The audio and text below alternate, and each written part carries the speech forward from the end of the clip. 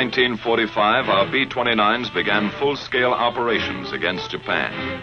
1,500 miles to targets and 1,500 miles back from bases at Saipan, Tinian, and Guam. Here, 21st Bomber Command concentrated its massive air power and planned the ultimate crushing defeat of Japan, down to the last bomb. Here was the beginning of the end of the road to Tokyo. After 6 months of reoccupation, there were few signs of war along the quiet summer shores of Guam. The liberated Chamorros were back in their clean native villages, American citizens again, smiling and friendly, unaware that a miracle had happened around them. A miracle that moved mountains of material, equipment, and supplies across the Pacific, that changed their dirt roads into broad highways, that manicured their jungles into acres of black-topped airfields. And nearby, new communities of American citizens had set up housekeeping with various types of self-service.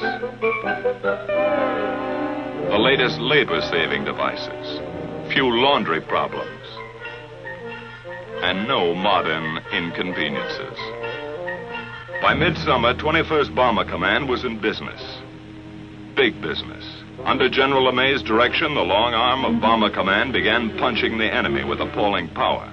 From Guam, Tinian, and Saipan, 600 plane missions increased the bombing weight 100% in 2 months. Behind this expanding power was planning. The LeMay plan began on the ground with maintenance. Assembly line technique cut engine change time from 3 days to less than half a day. In shops and hard stands, ground crews worked day and night during the blitz weeks to keep more B-29s on the line.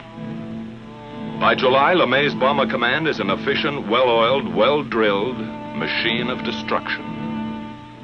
Here's a vital cog of that machine. 11 men and a bomber. While they wind up for action, let's find out where they're going and some of the things they're going to do and why and with what. How do they set up the longest, toughest bomber mission in history? It began about 12 hours ago in the war room at Guam, with General LeMay and his staff receiving a report on tomorrow's weather in Japan. Tomorrow's forecast is typical. Nagoya, 8/10 cloud above 10,000 feet. In the east, Tokyo area will be 6/10 at 22,000, 3/10 at 14,000 feet, closing up solid after 11 a.m. Osaka and everything west is reported completely socked in. How will the general solve that one? His B-29s are up against a blank wall except for a possible opening around Tokyo. The old man considers every vital factor and makes his decision. 4 wings will strike Tokyo at 10 o'clock. They'll go in under that weather and bomb at 12,000. Now it's a question of target selection. First priority in the Tokyo area is number 573. Intelligence informs the general that 573 is already 3/4 destroyed. At the moment, number 574, still untouched, would seem more important. Operations checks the tactical plan for 574. General LeMay orders the required changes, okays the target, and commits all executive details to his staff.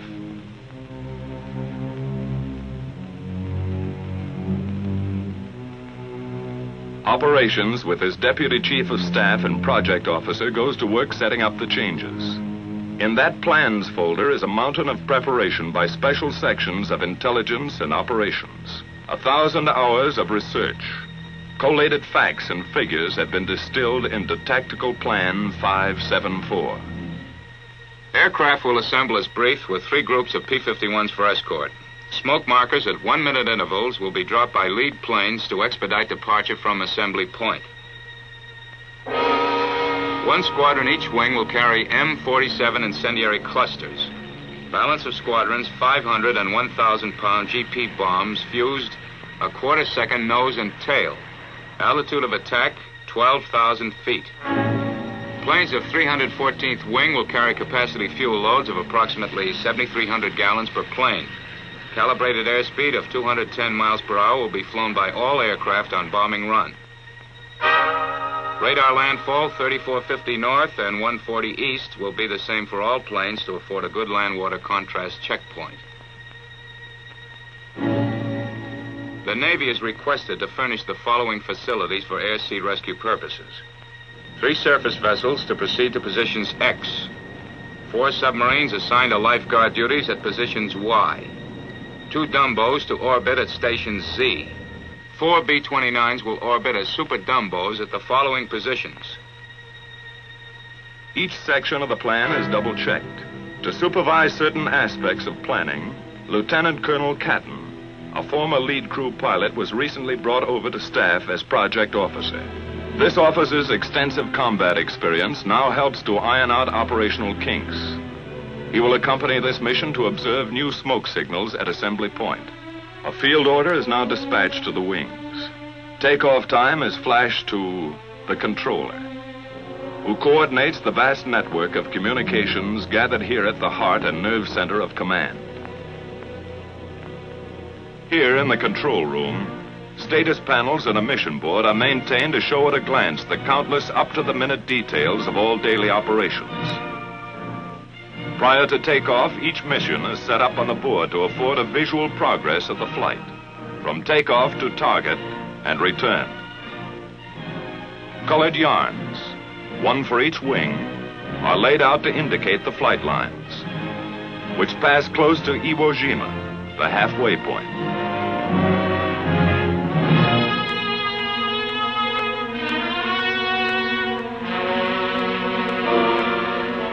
Proceed as specified in the field order to the proper target. Other symbols are used to mark air-sea rescue positions. A timetable of statistics for each wing is planned and flown as recorded from hourly reports on the status panel, beginning with takeoff time.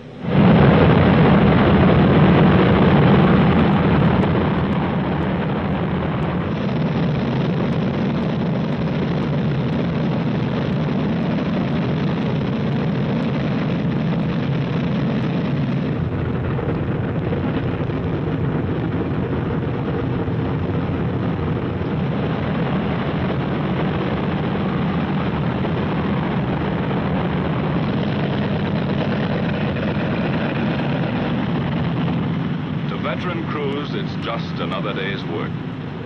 One more 1,500-mile haul up and down the ruddy Pacific. 15 hours, 7,000 gallons, 4 engines, 11 guys. Knock wood. A water jump across 20 degrees of the globe. A continent of ocean. Destination, Tokyo. It's like taking off in Mexico for targets in Canada. The 314th is airborne. 145 planes, 1 minute apart, 67 tons each.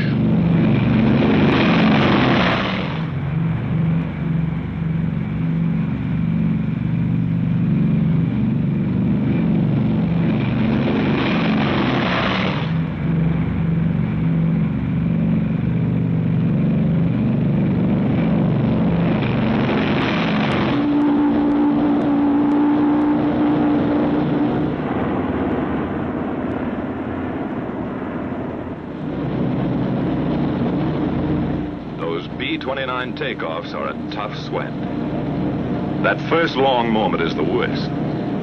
Some swear it takes luck, like a wife's stocking, to beat it. At Tinian, 100 miles north, 2 more B-29 wings prepare for takeoff. 134 aircraft from the 58th wing. 100 more from the 313th wing. At Saipan, a few minutes later, the veteran 73rd wing lines up for takeoff. 153 more bombers are added to the mission striking force.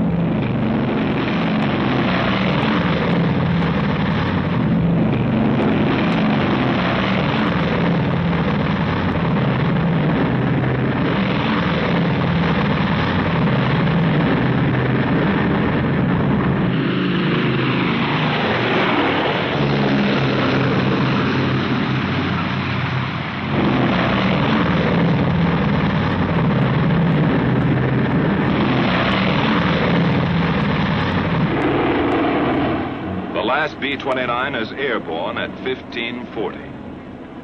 The tower at Saipan relays this information to the controller back at Guam. First and last takeoff times of each wing are recorded here and go to make up the first of a series of tabulated mission reports.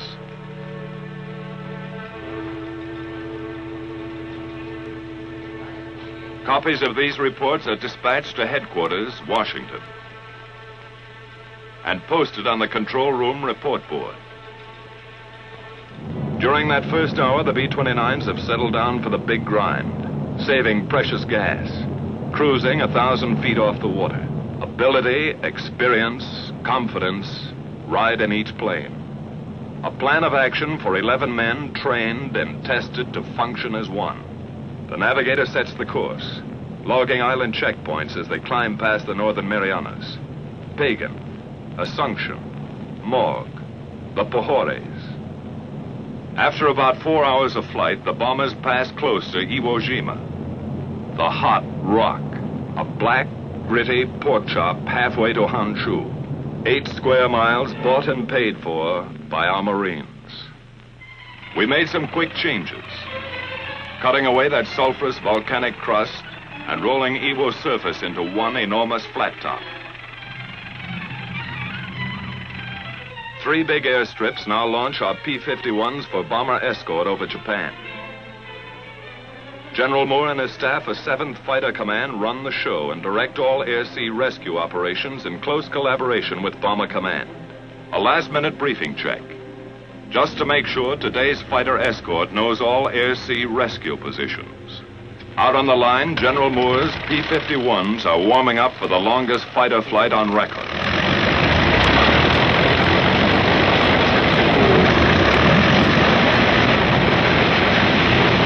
Seven hours on one engine, extra belly tanks, extra nerve and stamina in the cockpit.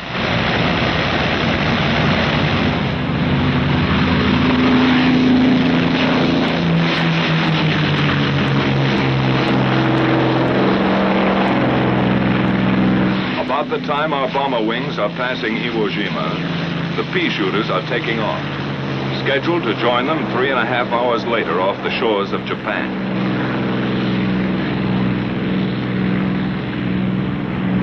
After a rendezvous at Kita, the P-51s head for assembly point, led by B-29s designated as navigator ships.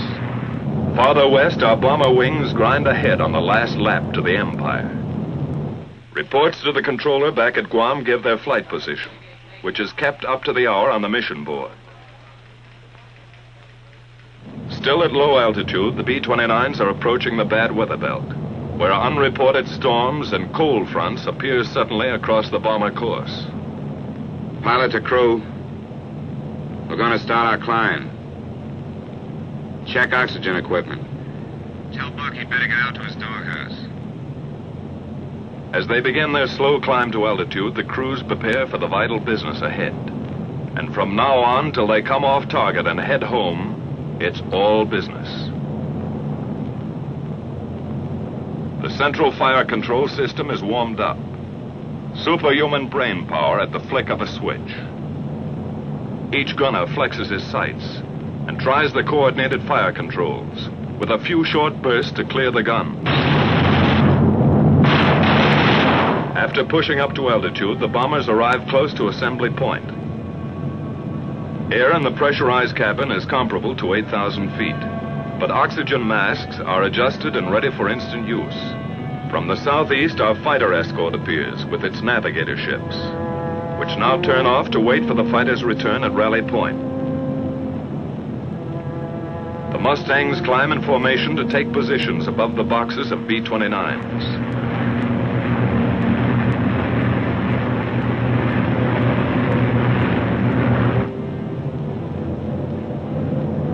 Lead bombers begin to circle, dropping the new smoke markers for assembly. The project officer observes this part of the tactical plan in action. From various zone positions, the groups separate and form on their lead ships in 9 or 11 plane waves. which head for initial point. The big parade is on.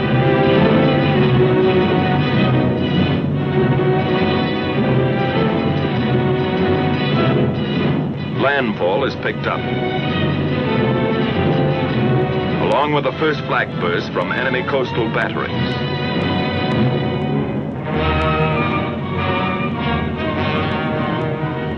Fujiyama, the familiar white beacon, marks the turn for initial point. Flak becomes heavier and more accurate.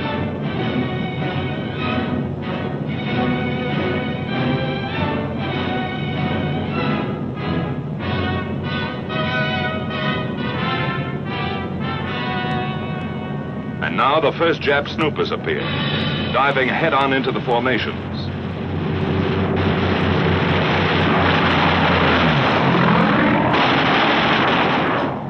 Some are suicide fighters trying to ram our bombers. Other Jap fighters drop phosphorus bombs, set to explode in front of the oncoming B-29s.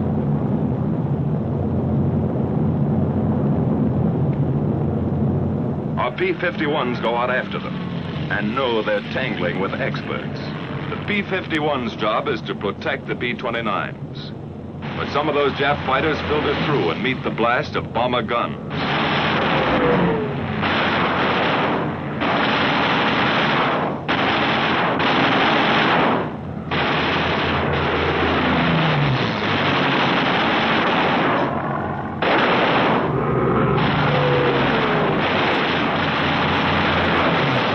Tail gunner pleads with a nip fighter to come in a little closer.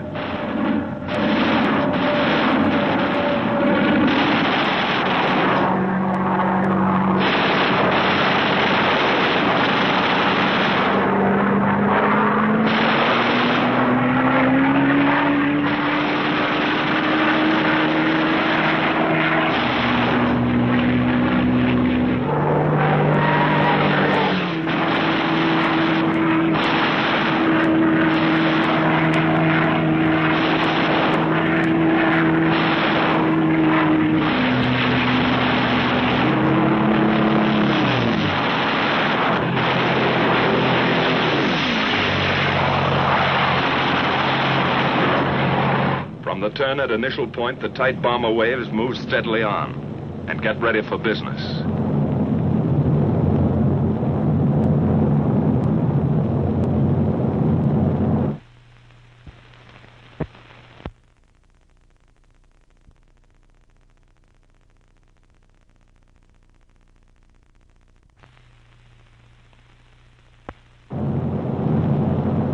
Flak and fighters fall off. But those clouds are beginning to close in, and it looks worse ahead. Then just east of Hachioji, the Tokyo area breaks clear. The bombardiers begin to draw a bead on 574. Their planes sit tight for the bombing run. Here's where we pay off.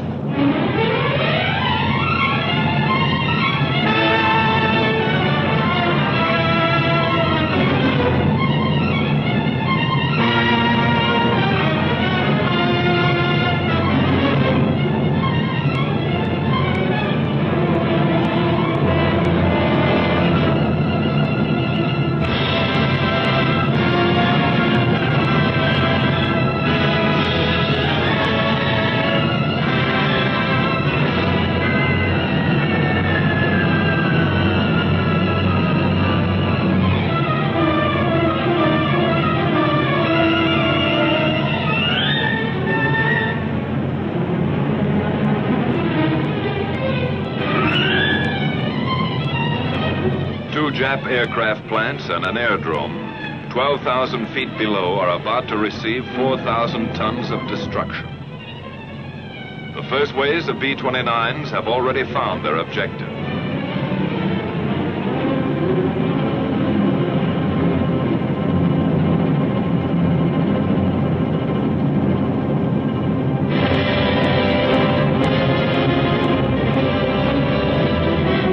Succeeding bomber groups add their devastation to the smoking targets.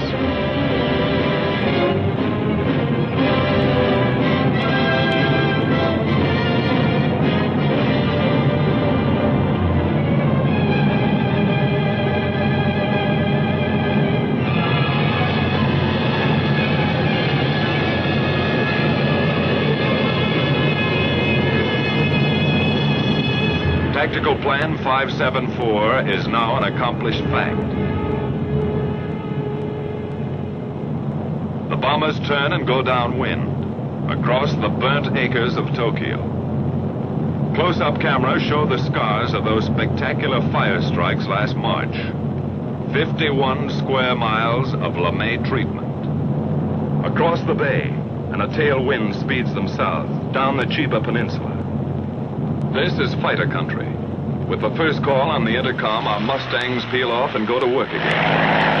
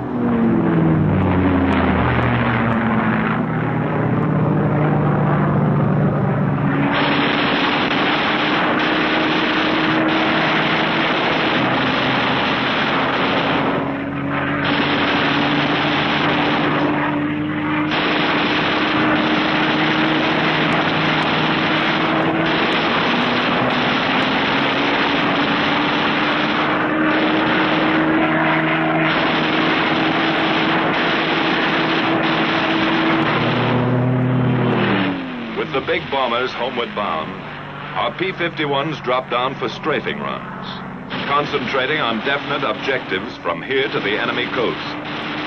Skimming along at maximum speed, the fighters pair off and go to work cutting vital Jap lifelines, blasting away at communications, radio installations, power lines.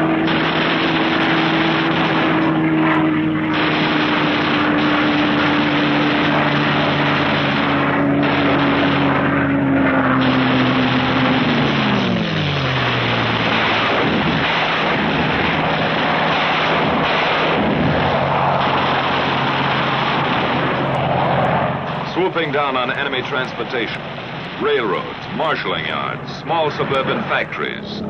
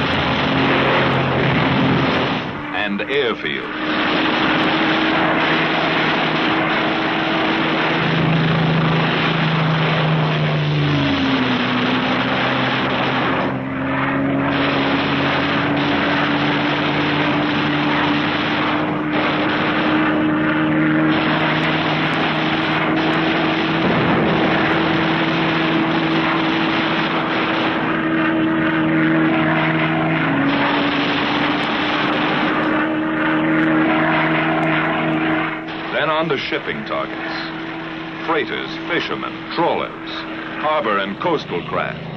Destroyer or lugger, it's the same enemy.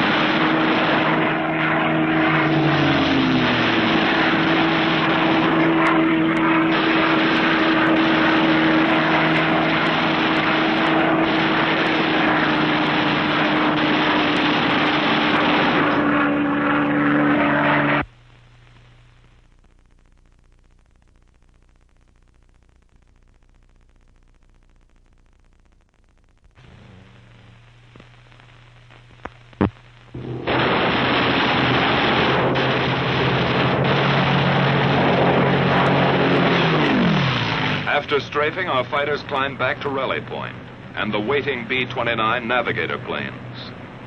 With the first sight of Iwo, fuel gauges are down close to empty, but fighter spirits begin to rise. They wind up and finish with a kick, coming past Suribachi at whiplash speed, and zoom into their victory rolls. Once over for each Jap kill.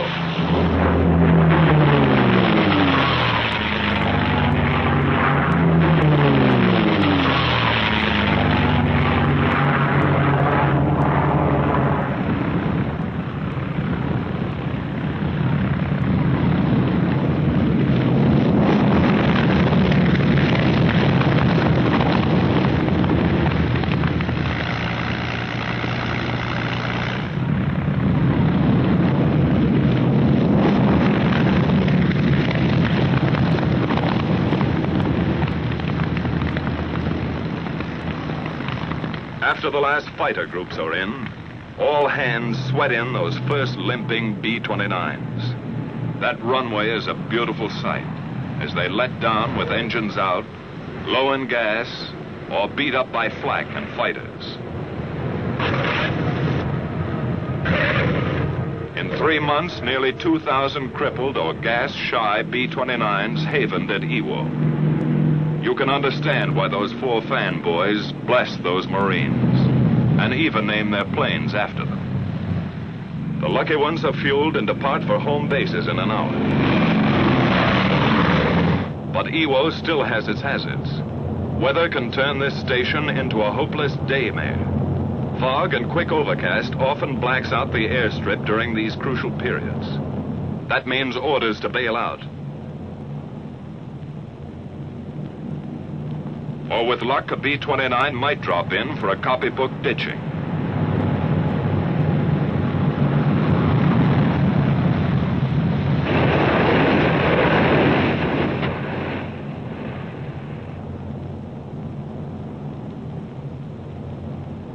From here you can see how the cloud cover up there smothers the runway and realize what one pilot went through. Sometimes a battle-scarred bomber staggers back to Iwo, only to flatten out at the last heartbreaking second.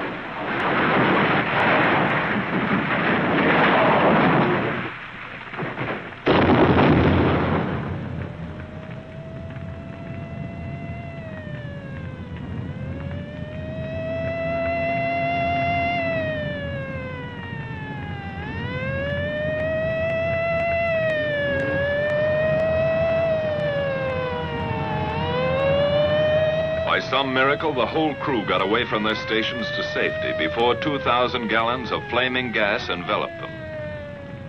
Firefighters risked their lives to save the ship. This, too, takes courage beyond the line of duty. Far to the south, most of the wings are nearing their bases. Exhausted crews wait out the last endless hour, when time seems to stop. Their position is radioed in, and the controller gets word of the approaching flight.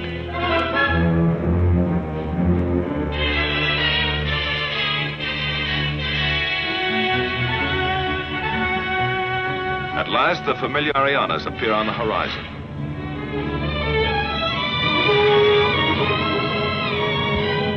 The bombers fly across Guam and turn into the landing pattern.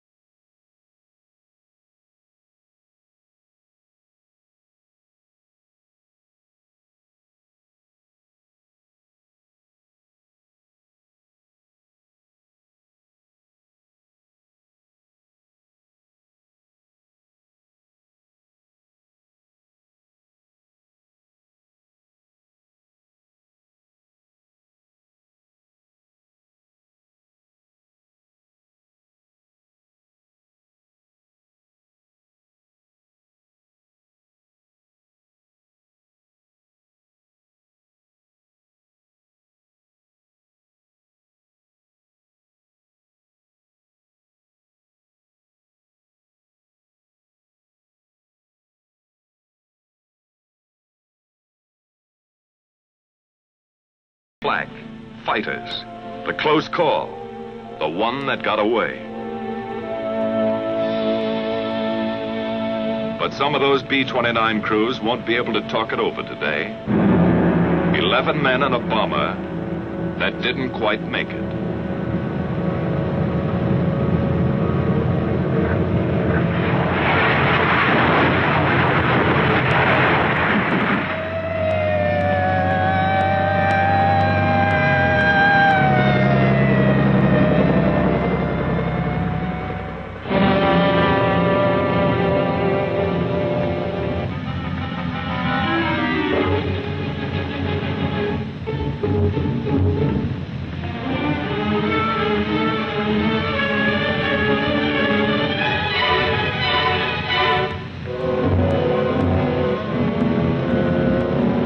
Rescue squads tear away the hot metal.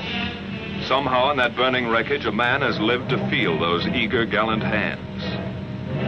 1 life saved and 10 lost. That's part of today's toll.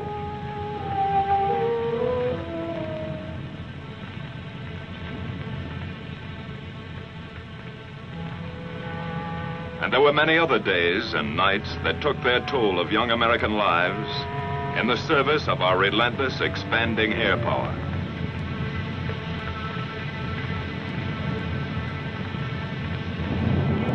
By the end of July, our B-29s had all but obliterated the enemy's ability to make war.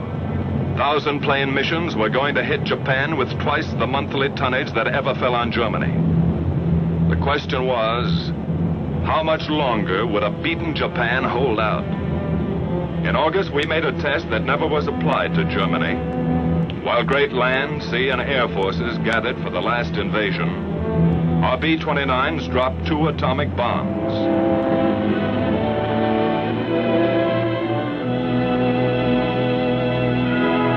Which hastened the surrender of Japan and saved untold thousands of American lives.